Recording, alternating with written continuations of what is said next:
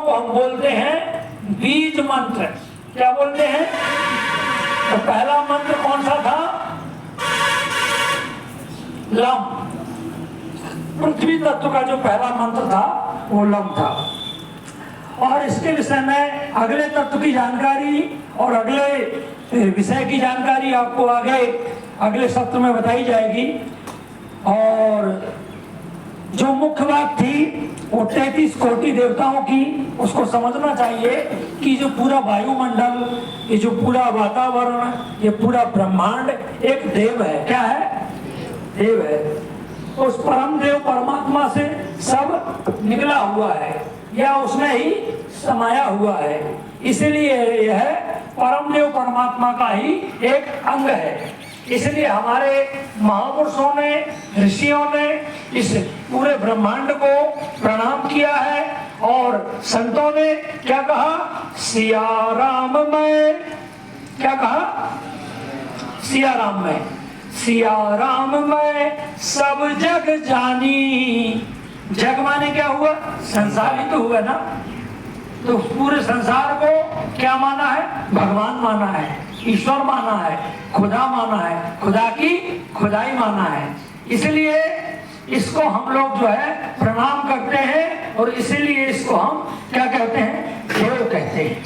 क्या कहते हैं? देव। हमारे लिए पूरा संसार देवतुल्य है, इसलिए हम सबको इसको प्रणाम करना चाहिए और इसका उपकार मानना चाहिए। क्या मानना चाहिए? तो उपकार मानने का मतलब है कि उसके प्रति हम कुछ उसका हित करें। जैसे पृथ्वी का हित कैसे करोगे? पेड़ पौधे लगा के। पेड़ पौधे लगा के। हाँ, पेड़ पौधे लगाकर और पृथ्वी में गंदगी ना फैलाकर। जैसे विशेष तौर से प्लास्टिक, क्योंकि प्लास्टिक के विषय में बताया जाता है वो सड़ती गलती नहीं है और पृथ्वी में रहने से वो पृथ्वी के उपजाऊपन को नष्ट कर समाप्त कर देती है, उसको बंजर बना देती है। इसलिए हमें विशेष तौर से पृथ्वी को बचाने के लिए प्लास्टिक का उपयोग कम से कम करना होगा। अच्छा, पृथ्वी तो प्लास्टिक ऐसा तत्व है कि ना तो ये नष्ट होता है और चाहे जलाओ चाहे गाड़ो, आजीवन अगर बन के जहाँ पे तुम डाली वहीं पर रहेगा।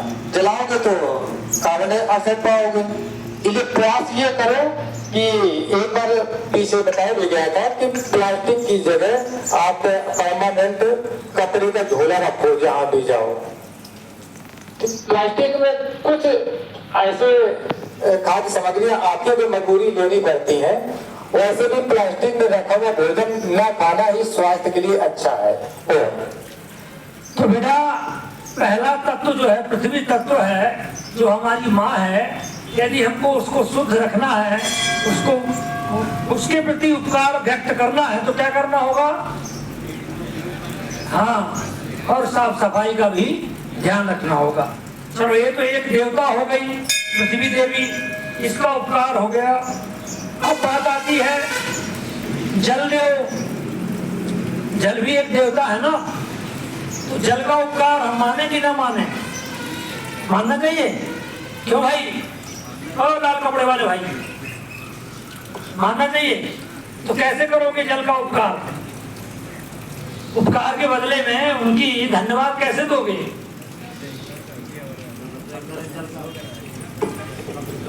जल को बचाइए।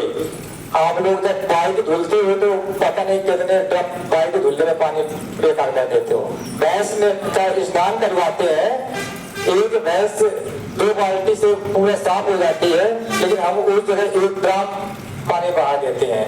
इस प्रकार से सब लोग, इतने लोग हो, अपने घर में ऐसा हो तो थोड़ा अंकुश लगाइए। धन्यवाद।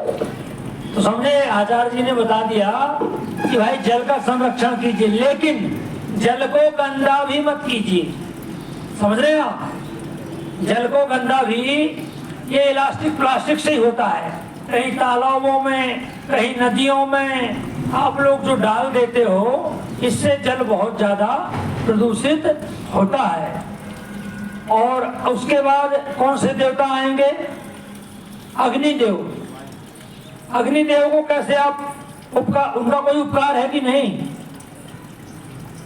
है? क्या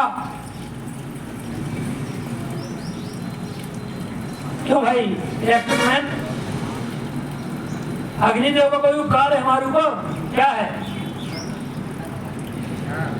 खाना पकाने में। और तुम्हारे शरीर में जो गर्मी है वो कहां से है? वो अग्नि तत्व है। यदि शरीर से गर्मी निकाल दी जाए, जय सिया राम, गए काम से, ये क्या हुआ? आदमी ठंडा हो गया, मतलब मर गया। इस शरीर से अग्नि जाते ही जय सिया राम।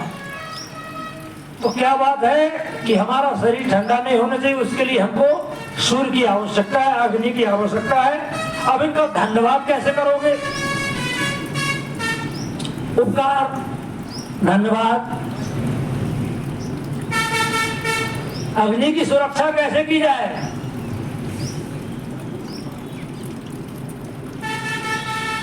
नहीं समझ में आ रहा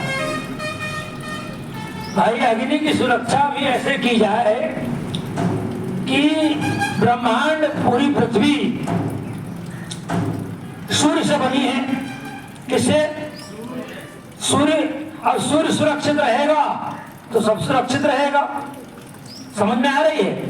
ये जो तुम जलाते हो अग्नि, इसकी ज्यादा महत्वपूर्ण योग्यता नहीं है। सबसे ज्यादा जरूरी क्या है?